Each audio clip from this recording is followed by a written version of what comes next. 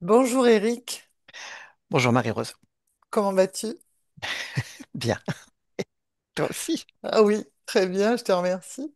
Ravi de te retrouver même si on se connaît déjà, pour une investigation. L'investigation numéro 291 et c'est le premier protocole. Comme tu le sais, elle se compose d'une partie fixe dans laquelle les questions sont prédéterminées et d'une partie libre où je pourrai approfondir les éléments que tu auras recueillis dans la première partie.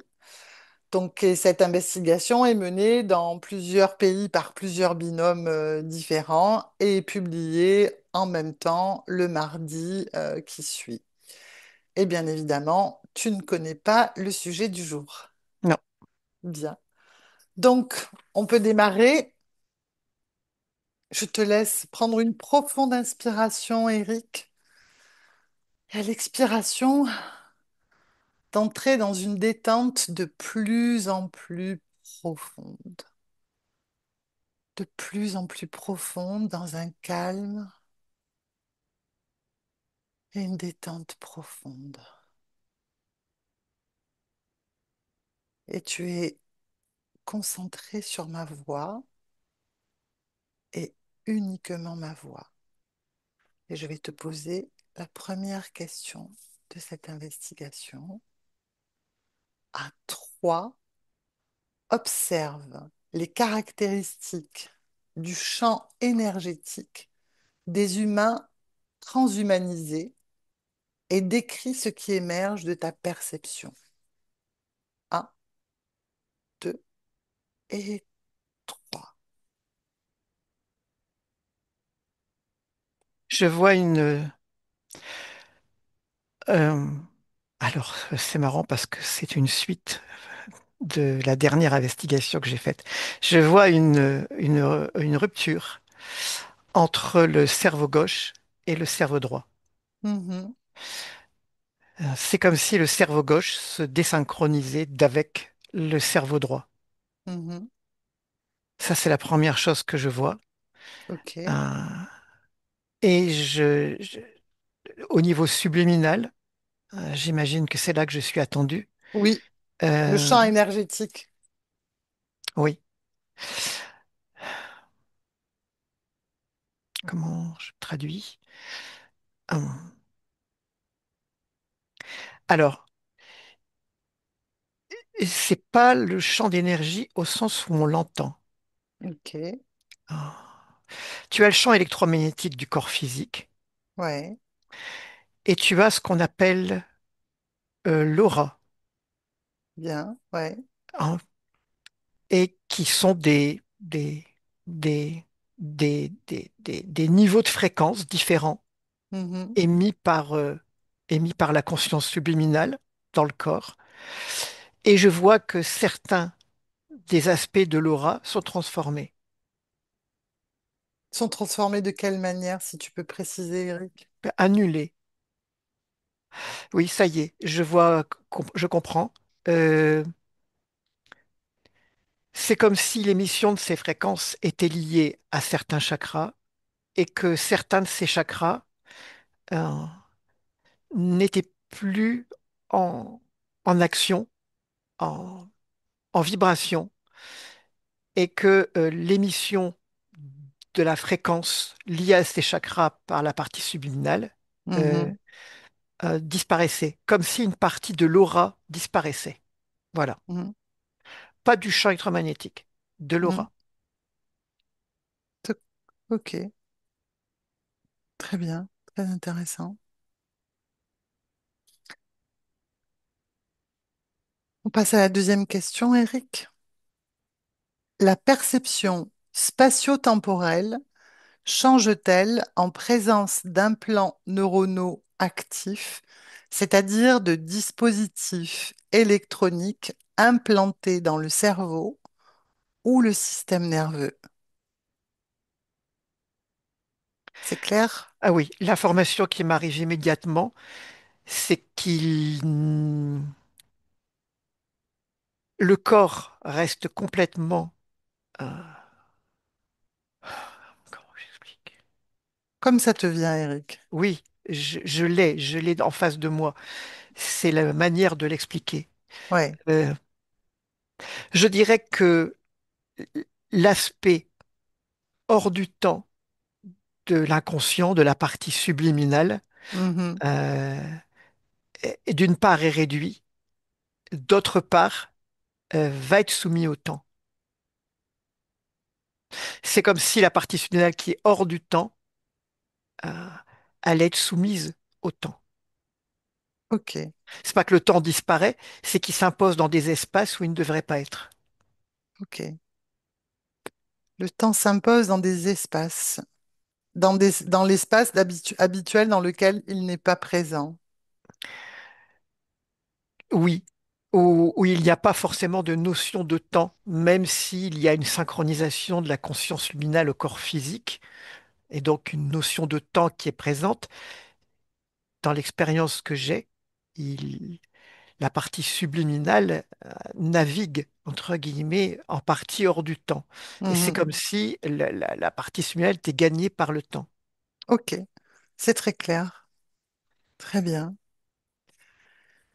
Question suivante. Comment vois-tu la perception de soi chez les sujets dont les parties artificielles sont intégrées? La perception de soi. Mental. Ok. Il y a une déconnexion de l'aspect spirituel, partiel, au moins partiel, en tous les cas dans ce que je vois, et une identification beaucoup plus forte au corps physique et surtout au mental Hmm. lié au physique. Donc une identification plus forte au physique, c'est ça. Et au mental du physique, oui, au corps mental. Je vois une prépondérance du corps mental. Ok. Les émotions, le côté vibratoire, émotionnel devient secondaire. C'est comme si, je dirais même que le côté émotionnel est shunté, que le mental était directement relié à l'énergie créatrice, euh, Hmm. avec un champ émotionnel qui shuntait. Mhm. Donc le corps mental lié à l'énergie créatrice, hein. C'est Oui, ça, tu dis. oui. En fait, c'est comme si l'aspect créatif de la partie subliminale n'avait plus ou peu d'accès. euh, Le cerveau droit n'a plus d'accès, la partie subliminale, le côté créatif de la partie subliminale, la création qui vient du subliminal n'a peu ou plus d'accès au corps physique. Et donc le côté vibratoire, fréquentiel, perd de son importance. Il y a une prépondérance du corps mental qui chante l'émotionnel pour se connecter à l'aspect créatif, mais qui devient beaucoup plus mécanique. Mhm. Ok. C'est comme si, même dans ce que je vois là maintenant, c'est comme si le corps de création euh, devenait lui-même une succursale du mental. Mhm. C'est-à-dire que les aspirations expansionnistes, et donc euh, que ce soit le plaisir physique, que ce soit l'expansion émotionnelle et tous les plaisirs ou même les côtés extatiques qu'on Mhm. peut éprouver euh, dans, dans l'expérience incarnée disparaissent. Je vois même que le plaisir sexuel devient mental. Ok. Bien, intéressant. On ira approfondir ça tout à l'heure. Oui, On passe à la question suivante.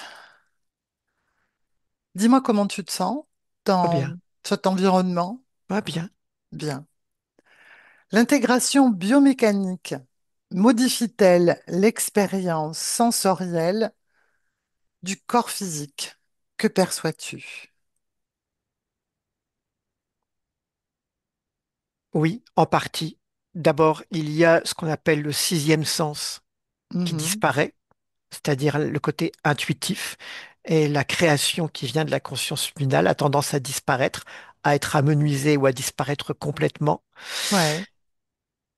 Et répète la question. J'ai déjà oublié, excuse-moi. Non, non, je t'en prie. L'intégration biomécanique modifie-t-elle l'expérience La sensorielle du... perception, Ouais, sensorielle, perception, oui. ouais, Oui, et donc oui, j'ai déjà répondu dans la question d'avant. oui. C'est-à-dire que toutes les expériences sensorielles à la limite de l'extrasensoriel ou énergétique vécues par le corps physique auront tendance à disparaître Mm, et à s'amenuiser mm. Au profit du mental, c'est ce que tu disais tout à l'heure. au profit d'une activité mentale plus importante, peut-être performante, mais Mhm, mais prépondérante et qui fait disparaître d'autres aspects de l'humain. mhm. Mais là, de toute façon, il y a d'autres informations qui m'arrivent, des parallèles qui sont en train de se faire. Euh, je vois que de toute façon, un plan euh, ou pas, c'est ce vers quoi le système nous pousse. Tu peux, Déjà à l'heure actuelle, c'est ce vers quoi on est poussé. tu peux préciser? Et je dirais que le système dans lequel nous sommes incarnés nous pousse euh, à une activité mentale euh, prépondérante où l'activité émotionnelle est réduite à son plus simple appareil et où l'activité créative est très limitée, très raccourcie, surtout avec des fréquences basses, et où même le plaisir euh, va être beaucoup plus fantasmagorique que physico-énergétique. Mhm. Très bien. On ira Donc, regarder. je Oui. dirais que le transhumanisme est une suite logique de ce qu'on vit déjà aujourd'hui dans le système. Mhm. Très bien. Déconnecte de ces informations. Et autre question, qu'arrive-t-il ou peut-il arriver à la partie subliminale d'un corps transhumanisé? L'absorption dans le mental. Mhm, Alors, c'est un extrême, c'est un absolu mhm, que je vois, hein. Dans un corps transhumanisé à l'extrême, hein, c'est l'absorption de la partie subliminale comme si elle était intégrée. Et là, je vois un circuit imprimé, mais c'est symbolique, mhm. hein, comme si elle était intégrée dans le mental et sa prolongation artificielle. Ok. D'autres informations sur... Oui, un vide. mhm, Un vide alors, le mot qui est venu, c'est cosmique. Comme si cette intégration allait provoquer un vide cosmique, un néant, des mhm, trous, des trous dans la création. mhm. Comme si ça allait, comme les trous que font les mythes dans les vêtements. Ah, comme si la création était une toile et que dans cette toile allaient apparaître des trous. Ok. Intéressant. Oui, Question suivante, Eric. oui. Observe si les interfaces cerveau-ordinateur peuvent affecter le libre arbitre. Tu parles des ordinateurs dont nous disposons à l'heure actuelle. Les interfaces, je pense que c'est Je suis dans pas le, sûr ca- de comprendre la question, c'est pour ça que je te demande. dans le cadre d'un humain transhumanisé, en fait. Tu veux dire d'un humain qui aurait des éléments artificiels connectés à un ordinateur, c'est ça? Peut-être, oui, je pense. Ça peut être ça. Et donc Dis- répète la question. donc, je te pose la question et tu me dis ce qui te vient. Observe si les interfaces cerveau-ordinateur peuvent affecter le libre arbitre. Oui, dans le côté création de la conscience. C'est-à-dire que la conscience, la créativité expansionniste de la conscience n'a plus, dans un absolu, comme celui qu'on a évoqué dans la question d'avant, et il n'y a plus d'expansion énergétique. Ok.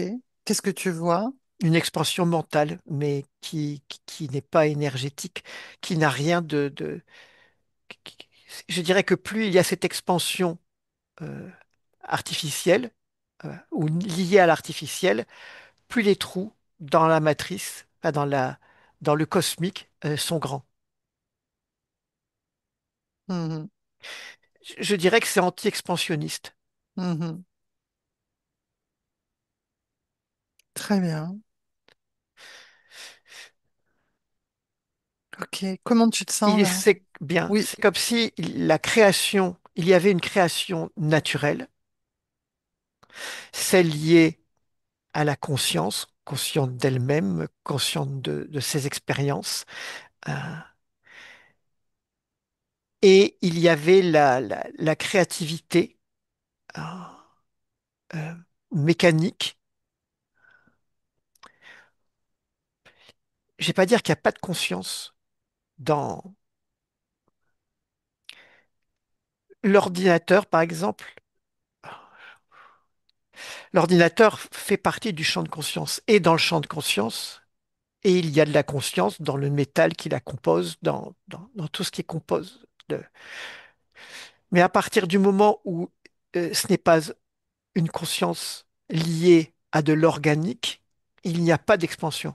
Mhm. L'expansion ne devient que matérielle. Il n'y a Mhm. pas d'expansion énergétique. Mhm. C'est très clair, ouais. C'est très clair. Comment tu te sens? Ça va. Je ne Bien. suis pas impacté, hein. Je vois, mais Tu j'ai pas d'impact observes. émotionnel, j'ai pas de ressenti émotionnel. Très bien.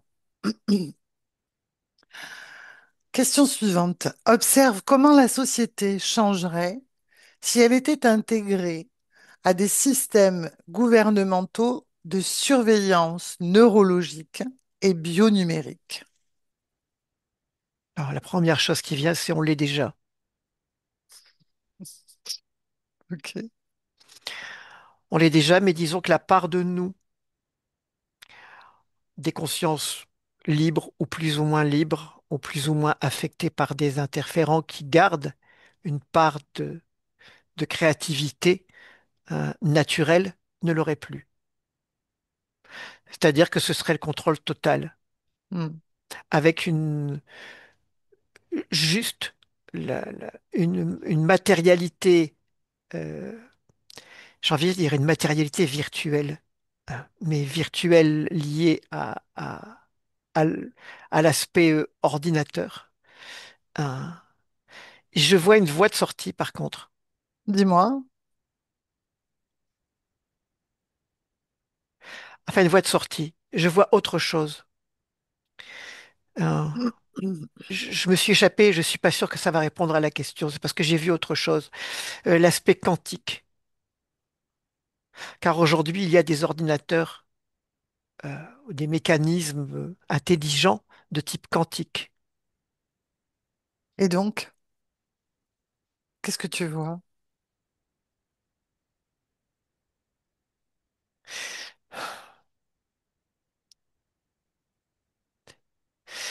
C'est comme si cet aspect quantique, ordinateur quantique, euh, investissait de manière artificielle euh, l'espace énergétique euh, cosmique que j'évoquais tout à l'heure. Je ne sais pas si c'est une voie de sortie. Euh,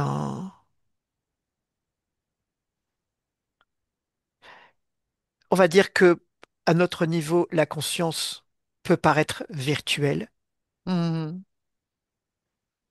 mais c'est comme si un virtuel artificiel pouvait se répandre dans ce virtuel naturel.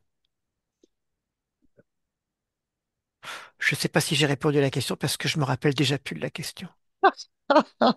La question, c'était comment la société changerait si elle était intégrée à des systèmes gouvernementaux de surveillance Ah, neurologique et ça y est, j'ai bionumérique. compris pourquoi j'ai vu ça.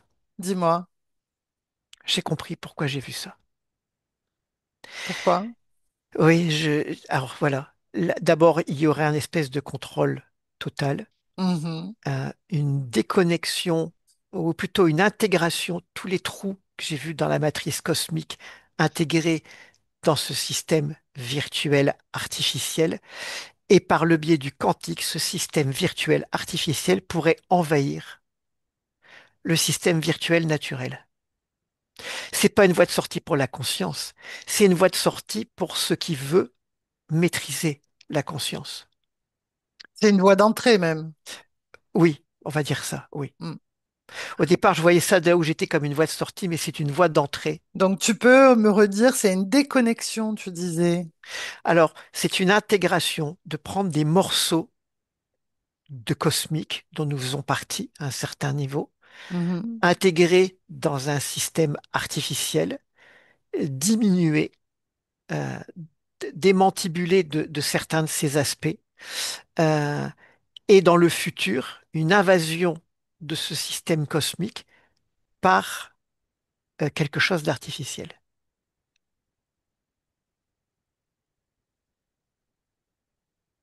Quand tu parles de cosmique, tu peux me préciser? Quand je dis cosmique, c'est tout l'espace dans lequel nous évoluons, Hmm.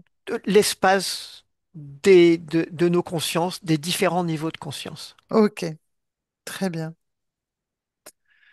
Très bien, Eric, on va regarder tout ça après.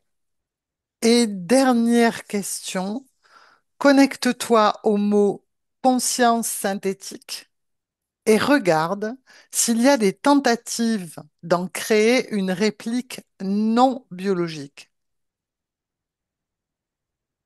C'est le but. Hmm, C'est le but. L'idée est, alors ça, c'est la continuité de ce que j'ai vu. hmm, L'idée est d'intégrer euh, des consciences subliminales ou des aspects du cosmique, on va dire, de l'énergético-cosmique, dans des, des choses virtuelles, pour avoir une conscience virtuelle, hmm, qui elle-même, via le quantique, va réenvahir le, le côté naturel, euh, expansif de, de l'espace dans lequel navigue nos consciences et hmm, navigue la création, dans lequel se trouve la création. Ça pourrait même, dans ce que je vois, en changer les règles. Euh, il y a des règles euh, liées à des mathématiques qu'on a trouvées aujourd'hui, en hmm. partie, en tous les cas. Ça pourrait même changer ces règles. De quelle manière et avec quelles conséquences du coup? Là, j'ai plein de visions différentes. Je ne peux pas toutes te les dire. Celle qui est la plus prégnante peut-être.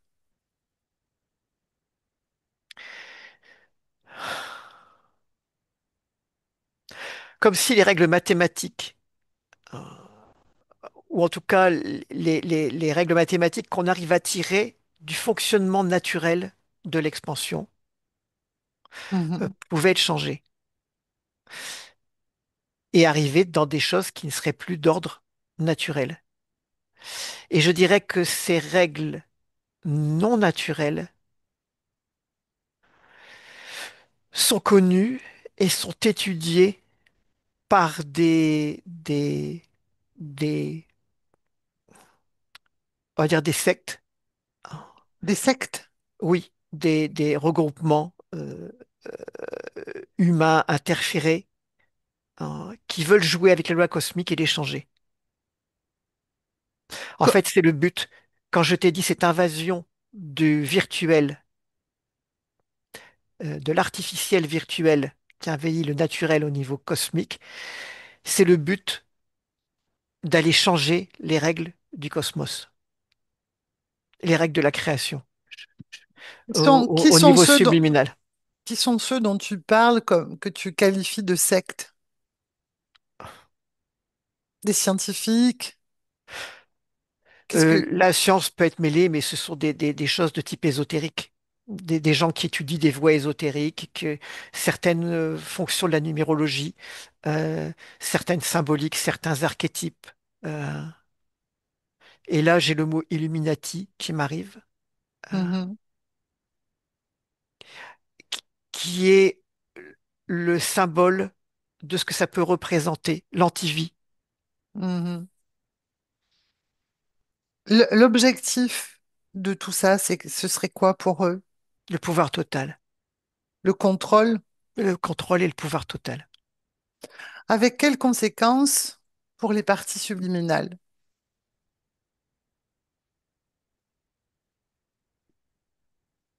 Pour celles qui sont prises dans les mailles de ce filet, ben, il n'y a plus de parties subliminales comme on les connaît.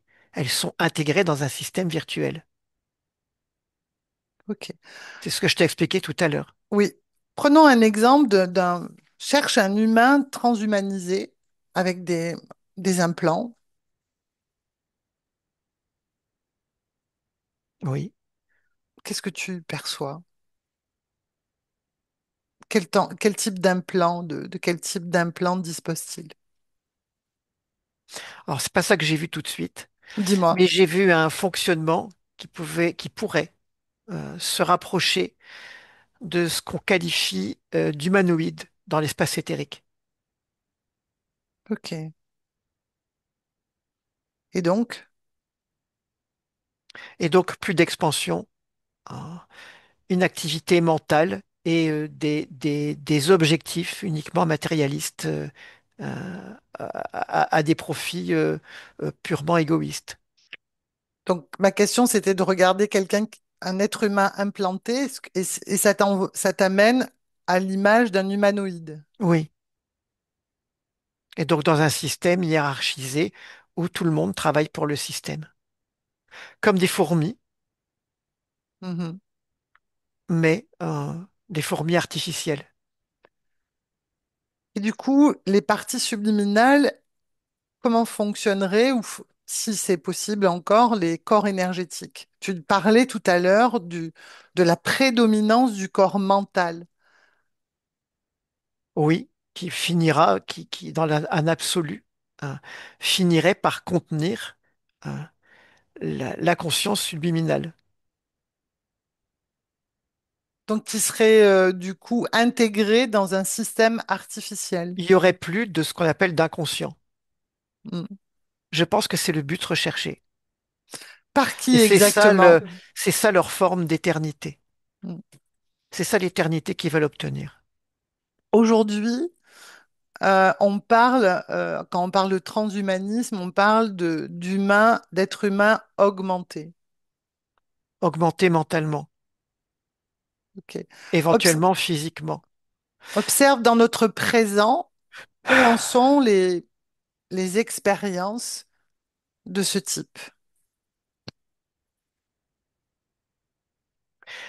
Pour le moment, ils en sont à l'étude justement des connexions entre ce qui est implanté dans le corps, euh, entre la connexion de l'interface. Ils arrivent à connecter avec l'humain et ils sont en train d'étudier et je vois des faisceaux, euh, des interfaces euh, virtuelles, pas avec des fils si tu veux, reliées à on va dire des centres euh, informatisés euh, auxquels la conscience, enfin le cerveau, l'être implanté a accès et surtout vice-versa. De quel implant observes-tu là dans ce que Parce que tu regardes? quand on parle d'être humain augmenté, ça veut dire un être humain qui a ses capacités cérébrales habituelles, mais qui a accès à un champ d'information beaucoup plus vaste contenu dans l'ordinateur. Il faut donc une interface qui permette de relier l'humain à cet ordinateur. À l'aide d'implants Oui, là, qui c'est ça sont... l'interface. Ok. Et donc, du coup, Et cette interface qui soit capable d'amener une information cohérente dans le cerveau et que le cerveau puisse s'en servir. ok. Là, tu observes un être humain en particulier ou pas? J'en observe plusieurs. Je vois une salle avec plein d'êtres humains et des tests qui sont faits.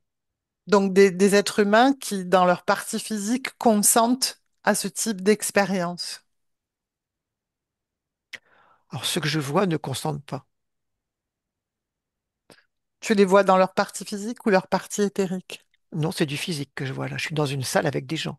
Pourquoi Ils sont habillés en bleu, avec des choses qui ressemblent à ce qu'on met dans les hôpitaux, mais c'est plus élaboré que ça.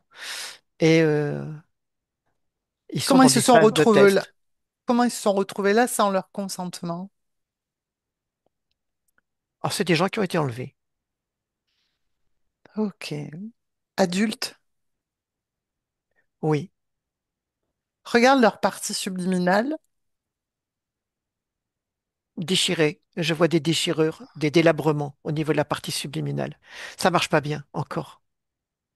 C'est compliqué et ça crée des désordres. Là maintenant, ça crée encore des désordres. Il y a des choses qui fonctionnent, mais il y a des choses qui fonctionnent pas. Alors, la partie subliminale déchirée, euh, dis-moi ce que tu perçois exactement de cette déchirure. C'est parce que la partie subliminale veut se retirer du corps. Et il y a des morceaux qui restent dans le corps et elle, elle se retire de la corps. C'est comme si ça la fractionnait. Ok. Comment est-il possible, observe ça, sans consentement, que les parties subliminales se retrouvent dans des situations qu'elles n'auraient pas choisies?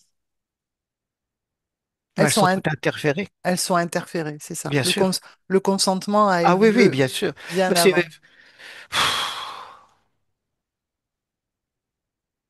je sais, je pense pas qu'il y ait de consentement en soi, même avant. Je pense que c'est des décisions qui sont prises ensuite. Euh, et c'est fait avec les interférents. L'interférence était déjà présente avant ce type de situation, c'est ça que tu dis. Oui, Que c'est oui, oui, un processus du oui, système interférent. oui. Ok. Euh, Oui, Je vois dis-moi. même des prisonniers. Hmm, C'est l'information qui arrive. Il y a aussi des prisonniers. Il y a des gens qui ont été élevés, mais il y a des prisonniers. hmm, hmm. Euh, et tu disais que ça fonctionnait pas bien. Qu'est-ce Et qui fonctionne? je vois des comparatifs qui sont faits. Aussi des tests qui sont faits entre ces êtres humains qui sont testés avec ces interfaces à l'intérieur de leur corps, de leur cerveau, avec des supports télépathes. Et les différents accès que l'un et l'autre peuvent avoir dans leurs conditions respectives. Donne-moi des précisions là-dessus. Eh bien, ils sont en train de juger de l'opportunité, des avantages et des inconvénients que ça peut avoir et que ça peut provoquer. Ok.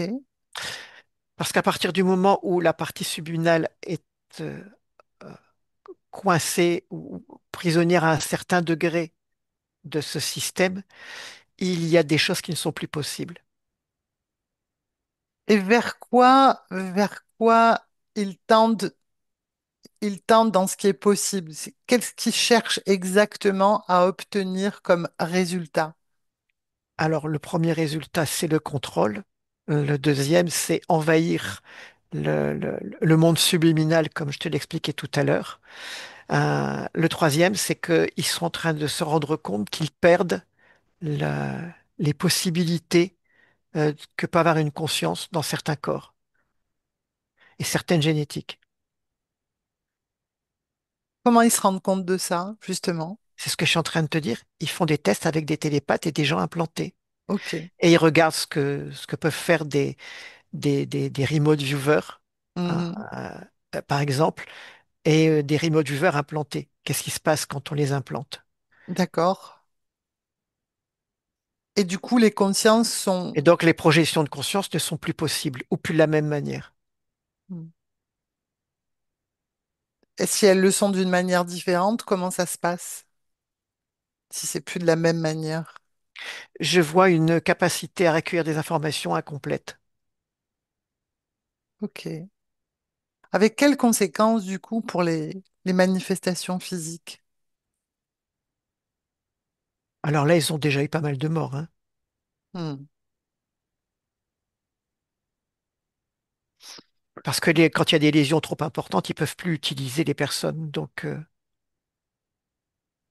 Les implants étaient déposés directement dans le cerveau. je vois plusieurs étapes. Je vois des implants qui étaient à l'extérieur et reliés à l'intérieur par un système de câblage. Et ensuite, des implants qui sont mis directement dans le cerveau avec un câblage qui sort encore et qui est relié à l'extérieur. Et maintenant, ils en sont au stade des implants à l'intérieur du corps, avec donc des interfaces connectées par des ondes, aux ordinateurs, aux bases de données, auxquelles on peut avoir accès que ces interfaces. Ok. En Tu fait, c'est parlais. complexe parce que cette interface doit amener des informations au cerveau et que le cerveau soit capable de les recevoir, de les comprendre, de les conceptualiser. C'est comme un support ou un médium qui a des informations à un autre niveau et qui doit être capable de les conceptualiser pour ramener une Hmm, information. mhm, C'est la même chose. hmm. Le Il y a corps n'est toute pas cette toujours en difficulté. capacité d'absorber ou de gérer ces informations. C'est la technologie qui est difficile à mettre en Hmm, place. c'est ça. Ok. Plus les soucis d'infection qu'il peut y avoir, de rejet, euh, etc., etc. Donc là, ils en sont au stade où ils font les tests, euh, avec sans fil. Voilà, Hmm, comme les téléphones sans fil. Ils en ok. sont au stade de faire des tests sans fil. Sur la planète, Terre, ouais, ici. oui, oui. Ma question, c'était de prendre de la perspective et que tu me dises, tu me parlais des sectes, mais y a-t-il d'autres types d'organismes ou d'institutions à l'œuvre dans ce type d'expérience sur notre planète? Observe. Tout ce qui nous dirige. OK. Qui participe de ces expériences scientifiques, corps médical? Oui, tout. OK. Ils ont besoin de tous les aspects pour pouvoir gérer ça, bien sûr. Et quelles sont les intentions qui les portent, eux, en tant que partie physique, en tant que manifestation physique? Sont-ils conscients, j'ai envie de dire, de l'envers du décor? Non. Pour la plupart, non. Donc, eux, ils pensent faire quoi exactement? Pour la plupart, faire progresser l'humanité. OK. Il y en a certains qui sont au courant, partiellement. D'autres comprennent très bien qu'ils participent à un mécanisme de contrôle, mais n'ont pas forcément la vision, liée au subliminal. Hmm. Sauf ceux qui sont des remote viewers, tu disais? Non, là, ceux qui font des tests pour voir ce qui se passe Mhm. sur leur support, Remote Viewer, pour voir ce que ça fait. Est-ce qu'ils sont D'accord. encore capables d'eux? Est-ce qu'ils ont plus d'informations, moins d'informations? OK. Mais ça marche pas bien. Déconnecte de tout ça. Reviens à toi. Dis-moi comment tu te sens. Mieux. Parce que Ouais. c'est pas agréable. Là, j'étais dans un espace avec de l'humain et un espace physique, c'était pas agréable. Et c'était comment alors? Quelle fréquence tu percevais dans cet environnement où tu te trouvais? Mortifère. Hmm. Reviens dans tes fréquences, Eric. Tu restes Ouais. observateur, quels que soient les endroits où je vais t'amener. Et tu parlais tout à l'heure, et c'était très intéressant, de la perception spatio-temporelle. Et tu Oui. disais, les parties subliminales sont la partie inconsciente et hors du temps, le temps n'existe pas, mais qu'avec ce type de- Oui. d'implants Je sais ce que neuronaux, tu veux, où ouais, tu veux en venir. voilà, En fait, ils veulent amener l'éternel, entre guillemets, dans le temps et non pas hors du temps. intéressant. Tu peux m'en dire plus sur ramener l'éternel dans le temps. Ça veut dire que des humains soient immortels? Que la conscience liée à un corps physique, soit éternelle. Euh, Par exemple, je développe une personnalité, un état de conscience lié à mon corps physique. Ils veulent que ça devienne éternel. C'est quoi la conséquence de ça, de cette volonté? C'est-à-dire que du coup, la conscience n'a plus accès à différentes expériences, puisqu'elle est éternelle, la conscience Elle déjà, va rester dans une expérience, qui sera celle de la personnalité dans laquelle elle s'est introduite indéfiniment. indéfiniment. Donc l'ennui. Donc le besoin, ça va créer des autodestructions. Et tu remarqueras que j'ai dit autodestruction, je me rends compte, et non pas suicide. Hmm, Soit la recherche d'expansion via le quantique, euh, mais c'est une expansion à l'envers, si tu veux, hein. C'est de grandir dans le quantique pour aller envahir cet espace avec le virtuel. hmm. Ça, c'est une intention. C'est une possibilité. Hmm. C'est Et une intention sous-jacente qui est connue par certains, oui. ceux qui sont pro-transhumanisme souhaitent ce type Je ne sais pas s'ils ont la même vision que moi, mais Hmm, ça amènera la même chose. hmm, hmm, Je ne sais pas hmm. s'ils mettraient les mêmes mots que moi j'ai mis, Oui, mais c'est la même chose. il est souvent dit qu'il y a un désir d'immortalité dans le transhumanisme. Oui, Ça rejoint ce que tu dis. c'est amener ce qui n'est pas soumis au temps et donc, d'une certaine manière, non soumis au temps, donc non né, non mort, c'est amener ça dans le temps. Hmm. Avec sûrement une sensation d'étouffement pour la partie subliminale qui ne sort pas de l'expérience, en fait. Mais d'abord, elle part une paire de ses possibilités, euh, de sa créativité, qui passera uniquement sur des choses connues. La conscience peut créer à partir de l'inconnu. Hmm. Là, elle ne pourra créer qu'à partir du connu. Donc, il n'y a pas d'expansion possible. La seule expansion que je vois, ce sera cette Dans le invasion, virtuel, ouais. l'invasion du cosmique, parce que je ne sais pas quel mot mettre dessus, par cette chose artificielle, oui. Avec quelles conséquences au final pour la partie subliminale? Observe ça. Mais il n'y a plus de partie subliminale au sens où on l'entend. Hmm. En tout cas, ça peut plus s'appeler comme ça. Elle est noyée dans le Je système. vois une expansion de réseau euh, au niveau quantique. Ça va être ça, ce que va faire la conscience. Mais c'est comme si elle créait à l'envers, si tu veux. Euh, c'est comme s'il y avait un sens pour la création et que là, elle partait à l'envers de ce sens. Hmm. Bien. Donc, elle est plus dans la création, en fait, Non, elle est dans l'invasion. C'est la seule possibilité qui reste de, de, de, d'expansion. de, de se déployer en quelque sorte. Il y a une perte d'identité, Non, c'est le problème, c'est l'identité. c'est-à-dire, précise ça. Parce que tu restes identifié. Hmm. Imagine-toi être, j'ai régulièrement, je sais pas pourquoi, Bill Gates qui me revient régulièrement à l'esprit. Imagine-toi être Bill Gates pendant 300, 400, 500 ans. Voire plus.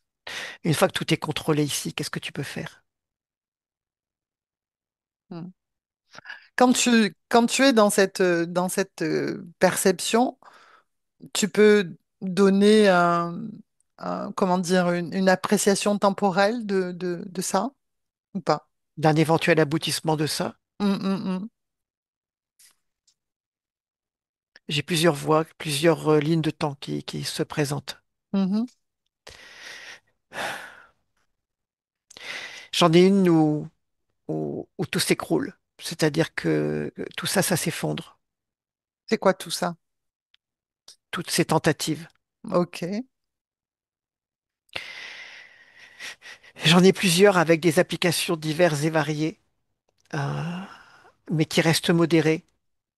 Et ce qu'ils appellent eux la voie royale, ce qu'ils veulent obtenir à tout prix. Hein, s'ils y arrivent, alors le chiffre que j'ai, c'est 80. 80 quoi? Ah bah, je pense que c'est 2080. Ok, donc là, on voit une porte de potentialité. Oui, Je voudrais que tu restes sur celle où tout s'effondre, justement, toutes ces tentatives s'effondrent, et que tu observes justement, qu'est-ce qui va permettre que ça s'effondre? Ces tentatives de contrôle, de, d'écrasement, j'ai presque envie de dire, des parties subliminales. Qu'est-ce qui permettrait que ça s'effondre? Ces tentatives. Observe. Je ne répondrai que sur une partie. Dis-moi. Euh, on va dire une prise de conscience du cosmos, de ce Une que j'appelle le cosmos, Donc, mais, des mais parties subliminales dans leur ensemble? de la conscience dans tous ses aspects, dans toutes ses expériences.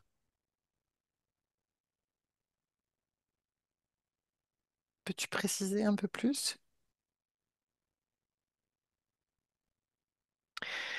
Eh bien, ça peut agir à divers niveaux. Et donc, dans la matière, par le biais de la matière, euh, et à d'autres niveaux. Mhm. Comment par le biais de la matière? Pas par des prises de conscience qui peuvent se faire dans des consciences incarnées. Mhm. Et au niveau subliminal, par des prises de conscience des consciences elles-mêmes. Le premier, la première interrogation que je vois, c'est ils se rendent compte, pardon, que leur support télépathe perdent leur potentiel ou n'arrivent plus à l'exploiter correctement lorsqu'ils sont implantés. Mhm. Parce que justement, ça rejoint ce que tu disais sur le fait que tout le mental prend le dessus, en fait. La projection de conscience devient très compliquée. Il faut comprendre que pour faire une projection de conscience, il faut une conscience qui puisse bouger. C'est Si ça. elle est nouée à un système artificiel, elle ne peut pas bouger. Elle ne peut pas se projeter. Mhm. Et pour le moment, ils ont encore besoin de ça, ils utilisent ça. Mhm. Fréquentiellement, du coup, une conscience implantée perd en panoplie fréquentielle. C'est ce que tu disais aussi. Perd en panoplie de capacité à vibrer différemment au niveau du cerveau. Mhm. Et là, je parle de bêta, θ, etc., etc. Et en termes d'émotion, Le but n'est pas l'émotion. mhm. Et les émotions, que deviennent-elles? Le corps. Tout à fait secondaire. Mais ça continue de vibrer, le corps émotionnel ou pas? Ils s'en foutent complètement, c'est pas ce qu'ils cherchent. Non, c'est destiné à disparaître. Mhm.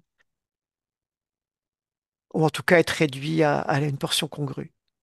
Mhm. Tu te déconnectes de ça. Aujourd'hui, on trouve comment dire, des, des possibilités de- d'implants qui favorisent, je sais pas, qui permettent à une personne peut-être de remarcher ou d'utiliser correctement selon, je sais pas, ce qu'elle aurait vécu comme atteinte physique. Hmm. Donc sans qu'on soit dans ce que tu observais, dans des choses peut-être déjà plus abordables, enfin, en tout cas.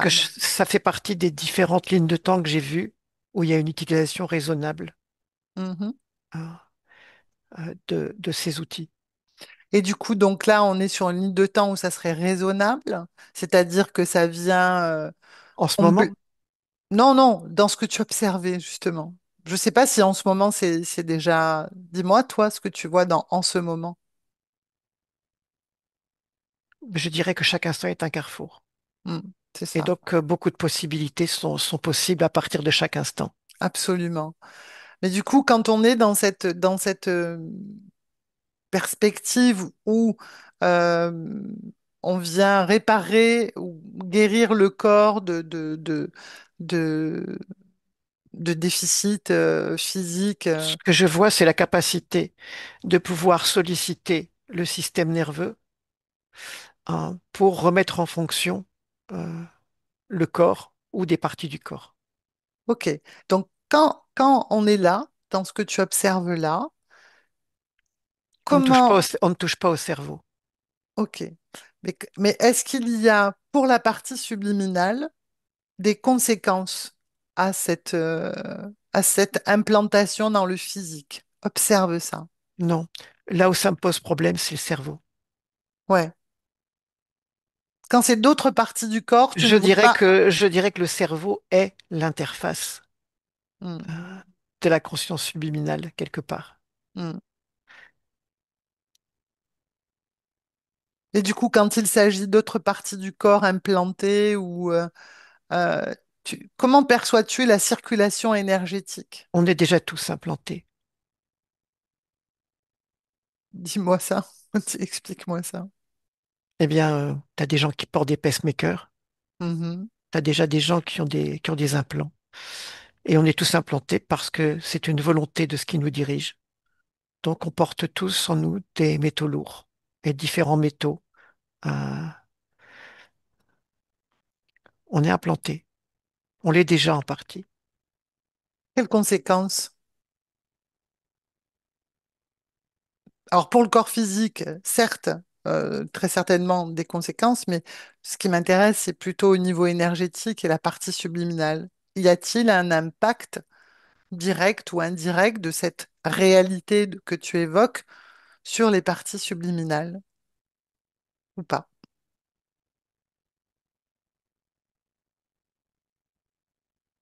Alors, la réponse qui me vient et dans les visions que j'ai, c'est que pour l'instant, pour la plupart d'entre nous, c'est gérable.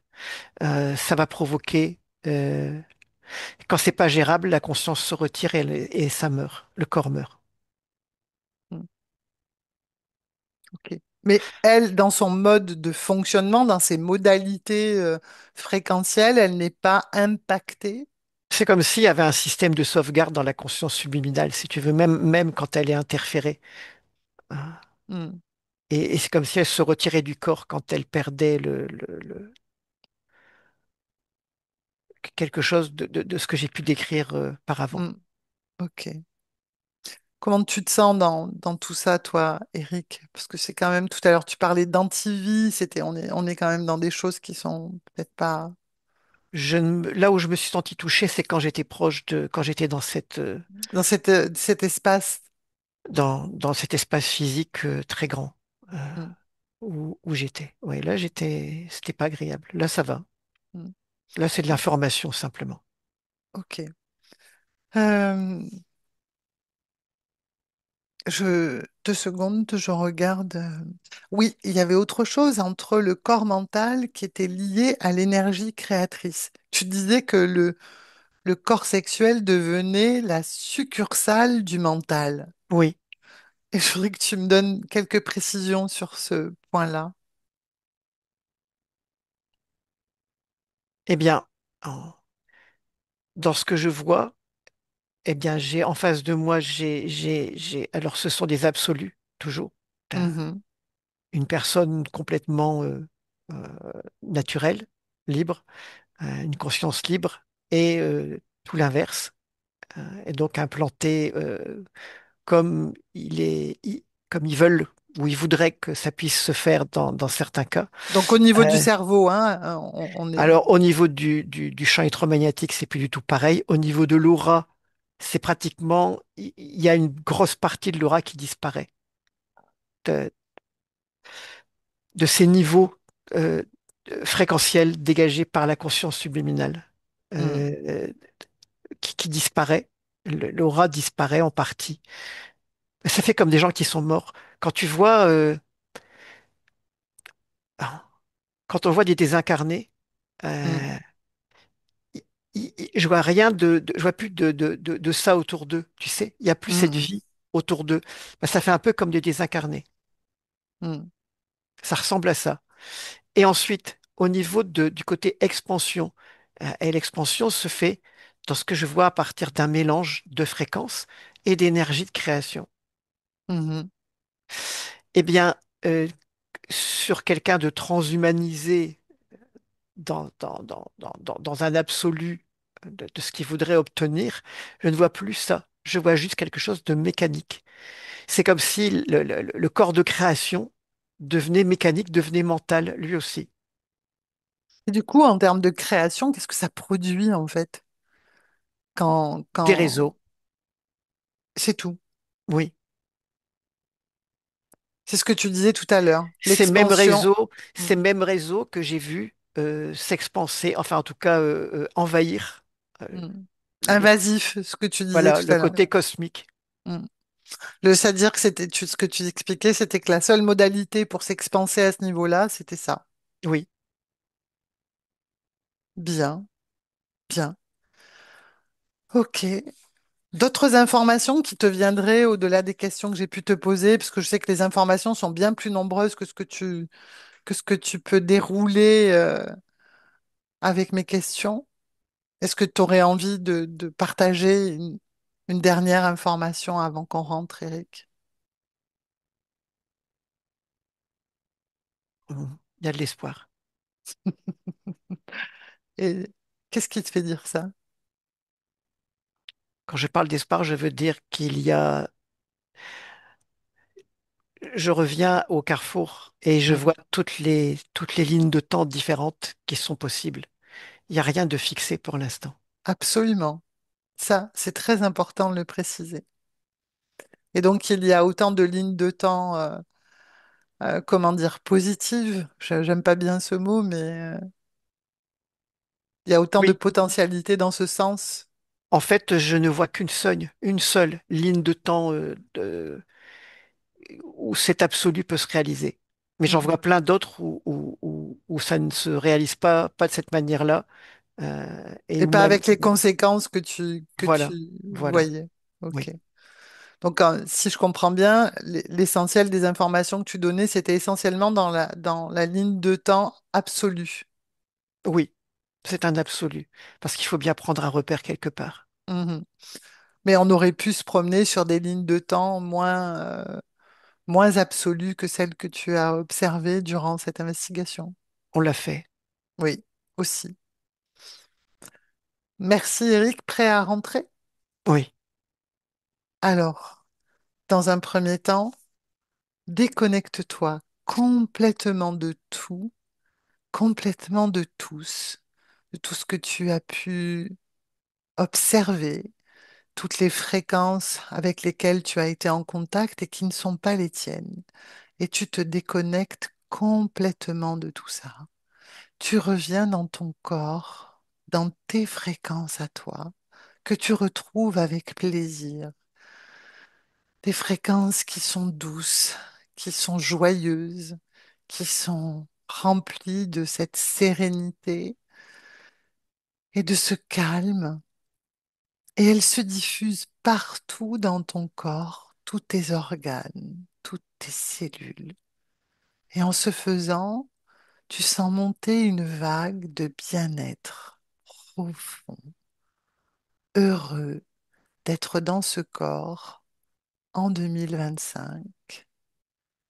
Et quand tu es prêt, Eric, tu peux ouvrir les yeux.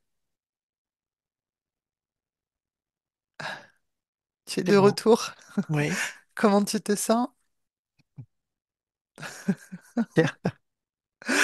Bien, merci Eric pour ce voyage assez dense quand même, mais fort intéressant. Avec plaisir. Au revoir, je coupe l'enregistrement. Benvenuto a questo nuovo video di Disclosures. Oggi parliamo della cosiddetta sessione di ipnosi investigativa.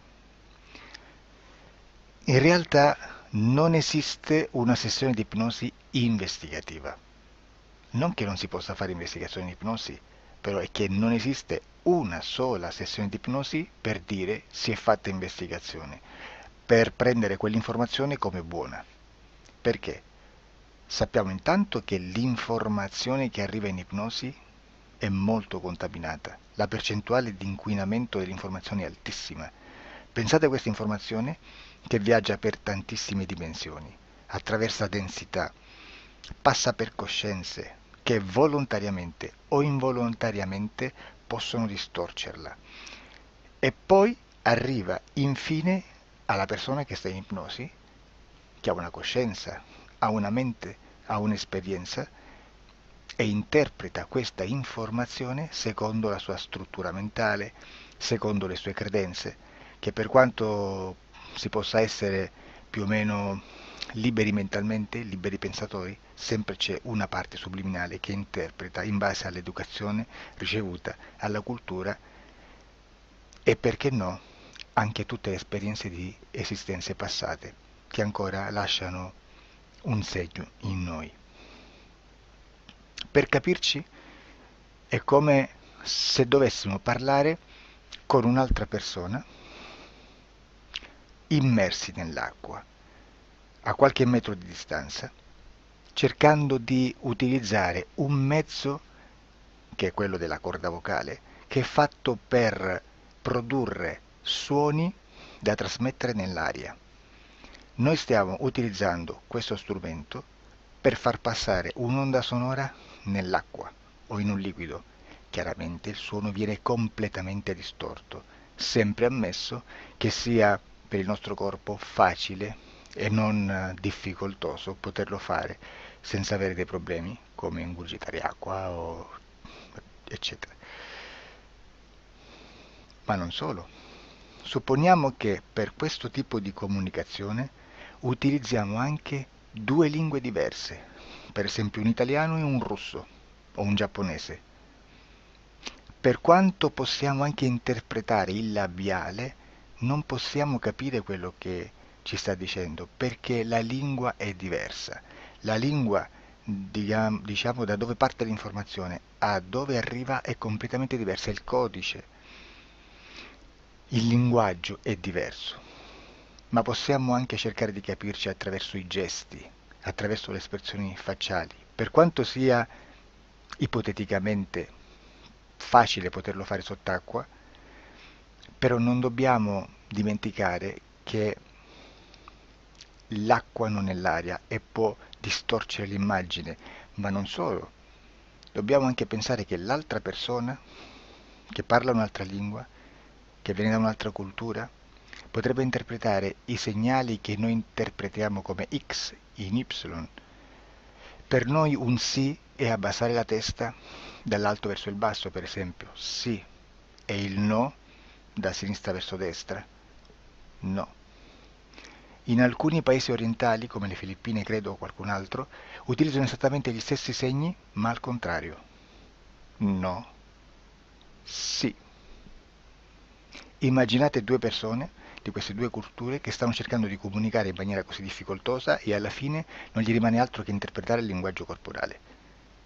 Sì, che per l'altro invece no. Cosa voglio dire con questo esempio estremo? Che l'informazione da dove parte a dove arriva viene completamente deformata.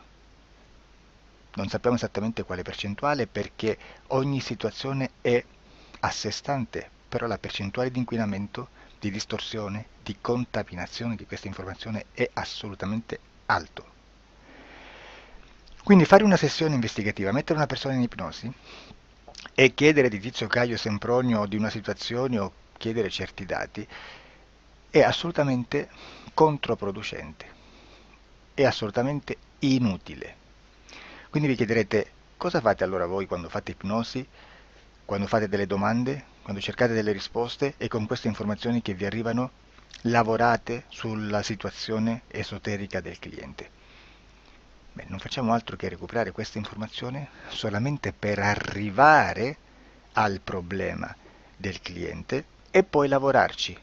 Quindi il valore dell'informazione non è quello di un'istruzione, quello di memorizzare dei dati e di prenderli per buoni, ma è un veicolo di movimento, di trasporto verso la causa del problema per poi lavorarci.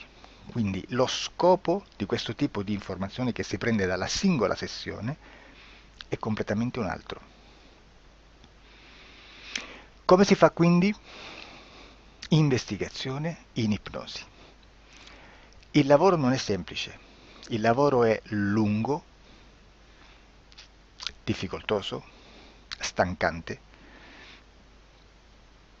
È necessario farlo anche in squadra perché bisogna moltiplicare il numero di sessioni da fare e una sola persona potrebbe farlo soltanto in un tempo estremamente largo. Noi abbiamo delle informazioni che prendiamo ormai per buone, ci lavoriamo, danno dei risultati e quindi per noi sono buone. E come abbiamo fatto ad avere queste informazioni? Per esempio, come facciamo a sapere che un extraterrestre chiamato il cosiddetto grigio è più o meno alto X, poi ci sono magari quelli anche un po' più alti, ma hanno un corpo strano, hanno una pelle grigio-verde, hanno degli occhi grandi a mandorla neri, senza una pupilla visibile, non hanno quasi bocca né naso né orecchie, hanno soltanto delle fessure, non hanno organi genitali, hanno degli arti molto più lunghi rispetto alla proporzione che potrebbe avere il corpo umano, e di solito hanno meno dita delle 5 del corpo umano, eccetera, eccetera, eccetera. O se prendiamo un altro tipo di essere che possiamo incontrare in ipnosi, come facciamo a dire che hanno delle somiglianze con i rettili, gli animali rettili terrestri o gli invertebrati, gli insetti terrestri? Perché? Perché siamo sicuri di questa informazione e ci lavoriamo e quando ci arriva la prendiamo già per buona, nonostante sia anch'essa contaminata. Perché queste informazioni sono arrivate da tantissime sessioni, fatte da tantissime persone, con tantissime altre persone sotto ipnosi e che nel contesto di tutto il lavoro gli uni non sapevano degli altri. Questo dato può essere più o meno rilevante, sempre c'è contaminazione e quindi possiamo prendere per buono anche un gruppo di lavoro dove l'uno possa sapere dell'altro. Ci potrebbe essere una contaminazione del contesto di quel gruppo di lavoro, ma si aggiunge semplicemente una piccola percentuale di questa contaminazione a già la grande che esiste. Non è così impossibile lavorarci. Da tutte queste sessioni, da questo grande numero di sessioni, migliaia, diciamo migliaia, noi prendiamo solamente quell'informazione che è uguale a tutte, che è in comune a tutte, o a quasi, perché magari qualcuna ci potrebbe essere niente in comune per una fortissima contaminazione, perché no? Ma dobbiamo prendere una stragrande maggioranza, proporzionalmente abnorme rispetto a quello che potrebbe essere un minimo di scartabile, e lì possiamo prendere per buona questa informazione. Quindi se noi su 10.000 persone diverse, con operatori anche diversi, in cui in ogni sessione vediamo un essere che più o meno ha le stesse caratteristiche del grigio o dell'insettoide, a forma di mantide religiosa, o il rettile a forma di lucertola, per esempio, di serpente o di quello che sia, o se vediamo il pianeta Marte più o meno di colore rosso, o se vediamo dei sotterranei eterici, non fisici, nel sottosuolo terrestre, soprattutto sotto le grandi città, dove c'è concentrato molto potere, molta energia di questo tipo, e che più ne hai più ne metta. Se vediamo degli impianti che hanno certi tipi di funzioni, certi tipi di forme in certe parti del corpo, e questa informazione la ritroviamo tutta o quasi in tutte le sessioni fatte, eseguite, realizzate da tanti anni a questa parte, significa che quella è una informazione affidabile. E vi posso garantire che stiamo parlando di una percentuale bassissima. Su un 100% staremo, credo, forse più in basso di un 2-3%. Immaginate, tutto il resto è spazzatura, è informazione spazzatura. Sì, spazzatura.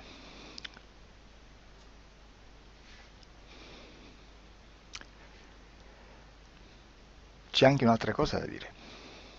Supponiamo che un operatore faccia un'ipnosi e voglia andare a vedere cosa fa Tizio, cosa fa Caio, cosa fa Sempronio. Arrivano delle informazioni e si dice che Tizio è biondo, Caio è zoppo e Sempronio è uno sportivo. Intanto già abbiamo detto che una sessione soltanto non serve, d'accordo? Ma poi c'è da dire che una coscienza, un essere, in ambiente subliminale, la sua parte subliminale potrebbe non dare autorizzazione a questa fuoriuscita di informazioni. Mi potreste dire, e allora tu quando chiedi agli esseri cosa fanno, cosa non fanno? Beh, intanto la prendo sempre con le pinze perché abbiamo sempre detto che tutto è molto contaminato e mi serve solo per dirigermi da una parte. Ma c'è anche da dire che se un essere interferisce con l'altro, ha aperto un canale di comunicazione a cui non può ovviare, a meno che non lo recida, non lo annulli. Quindi quando io faccio la domanda a un essere, se lo faccio attraverso l'interferito, mi arriva l'informazione per un canale aperto che sottostà alla volontà dell'interferito. Sulla volontà dell'interferito parleremo in un prossimo video disclosures. Però, se io voglio fare un'investigazione sopra Tizio, Caio e Sempronio che non hanno nessun collegamento, nessuna interazione e nessuna interferenza con il soggetto con cui io sto realizzando l'ipnosi, non è detto che mi arrivi questa informazione. Assolutamente. Potrebbe esserci completamente un muro. Come potrebbe esserci informazioni perché quell'altra parte potrebbe autorizzare comunque. Ma non è detto. E comunque quando ci arrivano informazioni, in una situazione di non interferenza o non interazione, non possiamo sapere esattamente se sono informazioni che ha autorizzato la parte subliminale dell'altra persona o dell'altro essere, o qualche altro essere, qualche altra entità furba, approfitta della situazione, osserva quello che sta succedendo, si mette in mezzo, si fa passare per l'altro e dà informazioni, ovviamente distorte, prima perché non è detto che debba conoscerle, e anche se fosse potrebbe manipolarle a sua volontà e a suo vantaggio. E quindi immaginate che situazione ridicola ci si viene a trovare, in quale situazione ridicola ci si viene a trovare in questi casi. Da qui si vede quando un operatore riesce a utilizzare l'informazione in ipnosi come per lavorare su un soggetto. Da qui l'osservatore attento delle sessioni di ipnosi riesce a capire se quell'ipnosi è un'ipnosi affidabile, un'ipnosi con un livello di informazione certa, con una alta percentuale di informazione certa. Non vi nascondo che in futuro potrei anche impostare un lavoro per decifrare che livello di certezza di informazione c'è in un'ipnosi, analizzandola e spiegando il perché, spiegando i meccanismi di analisi di un'informazione in ipnosi, che poi anche è molto istintivo. Che Supponiamo che dobbiamo cercare un'informazione su internet, per esempio un fatto di cronaca. Voi preferite mettervi su un sito ufficiale? A caso. L'ANSA in Italia, ADN Kronos, qualche telegiornale che per quanto possano manipolare l'informazione ad alti livelli, comunque possiamo dare affidabile la fonte dell'informazione che viene trasmessa. Non possono trasmettere una bufala sicuramente. Verrà sicuramente manipolata ad altri livelli. Ne parleremo in altri video, ma a livello base la fonte è certa.